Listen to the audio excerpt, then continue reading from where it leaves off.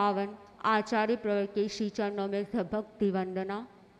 आदरास्पद मुख्य मुनि प्रवर, साधु साध्वीवृंद, समणी वृंद, उपस्थित भाइयों एवं बहनों, दो शब्द बहुत प्रचलित हैं, आसन और शैया। आसन बैठने के लिए होती है और शैया सोने के लिए, लेकिन आगमकार ने इससे हटकर एक नया चिंतन दिया है कि शैया केवल सोने के लिए नहीं होती है, शैया जागने के लिए भी होती है। शैया पर व्यक्ति जागृत भी रह सकता है, और जो व्यक्ति शैया मिलने पर भी जागृत रहता है वह बहुत बड़ा व्यक्ति, महान व्यक्ति बन सकता है। शैया पर जागृत रहता है, आरामदायक यदि शैया मिले और उस पर जागृत रहना ये बहुत बड़ी बात होती है। प्रश्न होता है कि व्यक्ति को सुलाता कौन है, किस कारण से व्यक्ति सोता है। 4 बातें हैं जिसके कारण व्यक्ति सोता है। पहला है संदेह। जिस व्यक्ति के जीवन में संदेह होता है, जिस व्यक्ति के मन में संदेह व्याप्त हो जाता है, वह व्यक्ति जागृत अवस्था में भी सोया हुआ होता है। क्योंकि हम सब जानते हैं कि जहाँ जहाँ संदेह वृत्ति होती है वहाँ वहाँ परिवार में टूटन होती है।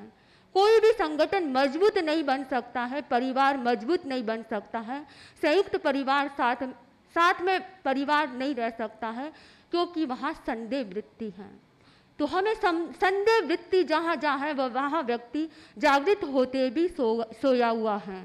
तो संदेह वृत्ति से बचना चाहिए, क्योंकि ये जीवन में बहुत बड़ी बाधक तत्व है, विघ्न डालने वाला है, हर्डल्स डालने वाला है। दूसरा तत्व है जो आदमी को सुलाता है, असंतोष। प्राप्त में जिस व्यक्ति को संतोष नहीं होता है, जो वस्तु प्राप्त हो गई यदि उतने में संतोष नहीं होता है तो वह व्यक्ति सोया हुआ है। क्योंकि एक व्यक्ति यदि लखपति बन गया, उसके मन में रहता लखपति बनने का संतोष नहीं है, लेकिन वह यह सोचता है कि देखो मैं करोड़पति नहीं बना। उसका असंतोष जरूर हो जाता है, लेकिन लखपति बनने का संतोष नहीं होता है। हर व्यक्ति को एक इच्छा पूर्ति होती है, दूसरी तैयार रहती है, उसमें संतोष नहीं करता है कि मुझे जितना मिला है उसमें मैं शांति से जीवन जीऊँ। तो ये दूसरी हर्डल्स हैं और जिसके कारण व्यक्ति सोया हुआ रहता है। इसलिए संतोष सदा सुखी रहता है, जहाँ असंतोष होता है वहाँ व्यक्ति जागृत नहीं रह सकता है। तीसरा है विषयासक्ति, विषयों के प्रति आसक्ति।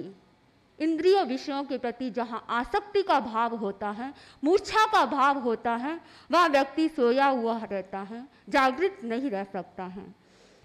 और चौथी बात है असहिष्णुता। जहाँ असहिष्णुता होती है, व्यक्ति के जीवन में रोग वेदनाएं आ सकती हैं, लेकिन उसमें वह व्यक्ति सहन करने की शक्ति नहीं रखता है, संभाव से सहन नहीं कर सकता है। यह भी एक बहुत बड़ी बाधक तत्व है, जहाँ व्यक्ति अपना विकास नहीं कर सकता है। तो सहिष्णुता हमारे जीवन में यदि नहीं है तो वह व्यक्ति भी सोया हुआ है। निर्ग्रंथ प्रवचन में श्रद्धा का होना बहुत मुश्किल है। जीवन में जैसे ये 4 दुख शैया हैं, वैसे ही आगमकार ने 4 सुख शैया की बात कही है। और इन सुख शैया में व्यक्ति निरंतर जागृत रहता है। पहली सुख शैया है विश्वास, आस्था, श्रद्धा। जिस व्यक्ति के जीवन में श्रद्धा होती है वह व्यक्ति तर जाता है, वह अपने जीवन में विकास कर जाता है। और जिस व्यक्ति के भीतर में संदेह रहता है, अनास्था का भाव रहता है, किसके प्रति? अपने प्रति, अपने लक्ष्य के प्रति, और जिन प्रवचन के प्रति, तीर्थंकर प्रवचन के प्रति जिसके भीतर में अश्रद्धा का भाव होता है, वह व्यक्ति इस संसार समुद्र से तर नहीं सकता है। तो हर व्यक्ति के भीतर में आस्था का भाव जागृत हो, अपने संग के प्रति, संगपति के प्रति और अपनी मर्यादाओं के प्रति आस्था का भाव हो, श्रद्धा का भाव हो, जिसके माध्यम से व्यक्ति आगे से आगे विकास कर सकता है। तो हमारे भीतर में निर्ग्रंथ प्रवचन के प्रति श्रद्धा जागृत हो। और जहाँ शंका होती है वहाँ कभी व्यक्ति आगे नहीं बढ़ सकता है, वह संसार समुद्र से तर नहीं सकता है। जहाँ संदेह का तूफान होता है वहाँ समुद्र पार नहीं हो सकता। ये संसार समुद्र अथाह है, इसे पार करना है तो श्रद्धा के द्वारा हम श्रद्धा की नौका में बैठकर इसे पार कर सकते हैं। एक अध्यापक अपनी क्लास में अपने विद्यार्थियों से प्रश्न करता है कि बताओ पत्थर पानी में डूबता क्यों है। एक स्टूडेंट ने कहा कि सर, पत्थर पानी में इसलिए डूबता है कि वह भारी होता है। उसी समय एक दूसरा स्टूडेंट जो लास्ट पंक्ति में बैठा था वह खड़ा होता है और वह बोलता है, सर, पत्थर भारी होता है इसलिए डूबता है, ये बात सही है, लेकिन यदि पत्थर को कोई स्ट्रॉन्ग सपोर्ट मिल जाए तो वह भी तिर सकता है। उसे स्ट्रॉन्ग सपोर्ट चाहिए लकड़ी का, यदि लकड़ी का सपोर्ट मिल जाए तो वह पत्थर, भारी पत्थर भी तैर सकता है पानी पर। ठीक उसी प्रकार यदि व्यक्ति के जीवन में श्रद्धा होती है, निग्रंथ प्रवचन के प्रति श्रद्धा का भाव, आस्था का भाव, फेथ जहाँ होता है वहाँ व्यक्ति संसार अथाह समुद्र सागर को भी तैर सकता है।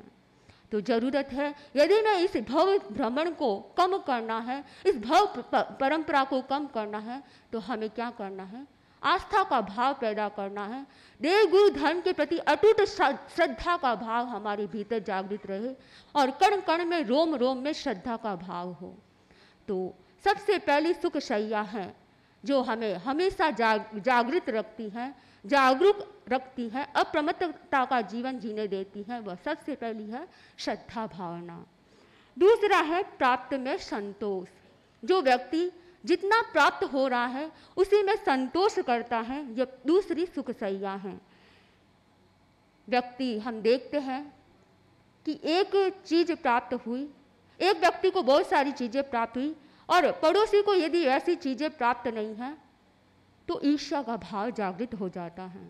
देखते कि देखो मेरे पड़ोसी के घर में तो कार है और मेरे घर में कार नहीं है, मुझे भी कार लानी है, और उसके घर में इतना कैसे पैसा हो गया, मेरे पास ज़्यादा होना चाहिए। ये ईर्ष्या का भाव कब होता है? जहाँ संतोष नहीं होता है। जिस व्यक्ति के जीवन में संतोष नहीं है वहाँ असंतोष होता है और असंतोष के कारण व्यक्ति में अनेक बुरी वृत्तियाँ पनपती रहती हैं। तो हम अपने जीवन में संतोष वृत्ति को अपनाएं। दो प्रकार की दिशाएं हैं, एक पदार्थाभिमुख दिशा और एक आत्माभिमुख दिशा। पदार्थाभिमुख दिशा में जो व्यक्ति रहता है वो हमेशा पदार्थ की ओर ही अपना ध्यान केंद्रित रखता है। मुझे यह पदार्थ प्राप्त हो जाए, मुझे यह वस्तु मिल जाए, यह वस्तु मिल जाए, और जो नहीं मिलती है उसके प्रति असंतोष का भाव पैदा हो जाता है। लेकिन जो आत्माभिमुख होता है वह यह देखता है कि मुझे जितना प्राप्त हुआ है उसी में मैं संतोष करूं, क्योंकि एक दिन सब कुछ छोड़ के जाना है। इवन ये शरीर भी हमारे साथ नहीं चलने वाला है, इस शरीर को भी छोड़ना है, तो मैं किस बात का चिंतन करूं? या मेरे साथ कुछ भी जाने वाला नहीं है, जो मिल रहा है उसी में संतोष करूं। जो व्यक्ति इस प्रकार से संतोष करता है उसके भीतर में विसर्ग की भावना होती है, और जिस व्यक्ति के भीतर में विसर्ग की भावना, छोड़ने की भावना होती है, अमूर्छा की भावना होती है, वह व्यक्ति ही संतोष कर सकता है। जितना प्राप्त होता है उसी में संतोष कर सकता है। आचार्य भिक्षु के सामने अनेक ऐसे प्रसंग आए। कहा जाता है आचार्य भिक्षु को स्थान छोड़ने के लिए कहा गया, लेकिन आचार्य भिक्षु ने उस समय उन व्यक्तियों के प्रति द्वेष भावना नहीं रखी। अनेक ऐसे द्वेष के प्रसंग आए, लेकिन शांत भाव से आचार्य भिक्षु ने यह चिंतन किया कि कुछ दिन बाद तो इस गांव को छोड़कर जाना ही है, कोई बात नहीं, कुछ दिन पहले ही इस गांव को छोड़कर चले जाए। ऐसी भावना किस व्यक्ति के भीतर हो सकती है? जो निरंतर अध्यात्म के आसपास रहता है, जिसका चिंतन हमेशा आत्माभिमुख रहता है, वही व्यक्ति ऐसा चिंतन कर सकता है। और जो व्यक्ति आत्मा के प्रति सजग रहता है, जो पदार्थ के प्रति आसक्त नहीं रहता है, वही व्यक्ति ऐसा कर सकता है। तो हम सबके भीतर भी ये भावना जागृत हो कि हमें जितना प्राप्त हो रहा है उसी में संतोष करें। आचार्य श्री तुलसी ने गीत में बहुत सुंदर कहा है संतोष शांति रो साधन वीतरागरी वाणी, मम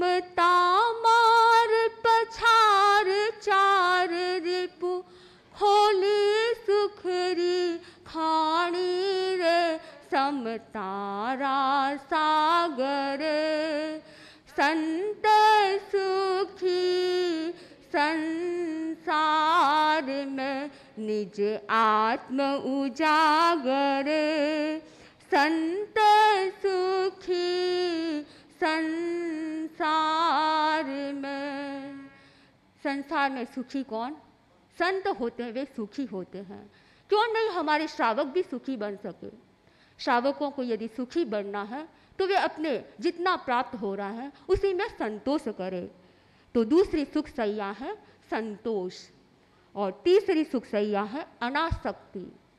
इंद्रिय विषयों के प्रति अनासक्ति का भाव जागृत हो, उन विषयों के प्रति अनास्वाद की भावना हमारे भीतर जागृत हो। विषयों पर जो व्यक्ति विजय प्राप्त कर लेता है वह अजय बन जाता है, और जो व्यक्ति विषयों पर अंकुश लगा देता है, जितने इंद्रिय विषय हैं उनके प्रति अंकुश लगाने वाला व्यक्ति भी आगे बढ़ सकता है, अनासक्ति का जीवन जी सकता है और सुख सैया में रह सकता है। तो हम देखते हैं कि हमारे सामने साक्षात उदाहरण है अनासक्ति का, अप्रतिम उदाहरण है आचार्य प्रवर। आचार्य प्रवर के जीवन से हम ये गुण आत्मसात कर सकते हैं कि कितनी अनासक्ति की चेतना जागृत है। न पदार्थ के प्रति आसक्ति, न कोई शरीर के प्रति आसक्ति, शरीर के प्रति भी अमूर्छा का भाव। इतनी बड़ी अनासक्ति की चेतना कब जागृत हो सकती है? जो व्यक्ति निरंतर आत्मा का चिंतन करता है, मुझे कल्याण करना है, इस शरीर से सार निकालना है, वही व्यक्ति ऐसा कार्य कर सकता है। चौथी सुख सैया है सहिष्णुता। जिस व्यक्ति के भीतर में वेदना के प्रति सहन करने की शक्ति होती है वह व्यक्ति ही सुख सैया में जी सकता है। जो हमारे सामने अनेक प्रकार के रोग उपस्थित हो सकते हैं, अनेक प्रकार की वेदना उपस्थित हो सकती हैं, लेकिन हम यदि हमारे सामने अरहतों को आदर्श रूप में सामने रखें, यदि हम जिन कल्पी के को हम आदर्श रखें तो हम शांति से जीवन जी सकते हैं। हम भी सहन करने की चेतना जागृत कर सकते हैं, क्योंकि हमारे सामने तो सहज वेदना आई है, लेकिन जिन कल्पी साधु तो उदिर कर वेदना को लेते हैं, वे उदिर ना करते हैं वेदना की। तो हम यह चिंतन करें कि वे तो उदिर कर वेदना लेते हैं, लेकिन हमारे सामने सहज जो वेदना आ रही है, रोग आ रहे हैं, उन्हें हम संभाव से सहन करेंगे। हम देखते हैं कि आचार्य प्रवर की जो कष्ट सहिष्णुता है पराकाष्ठा पर है। अनेक दृष्टियों से श्रावक श्राविका भी यह ध्यान देते होंगे कि कितनी कष्ट सहिष्णुता है आचार्य प्रवर की। इतनी लंबी यात्रा कराना किसके लिए? आप श्रावक श्राविकों के लिए कष्टों को झेल कर भी आचार्य प्रवर कलकत्ता पधारे हैं।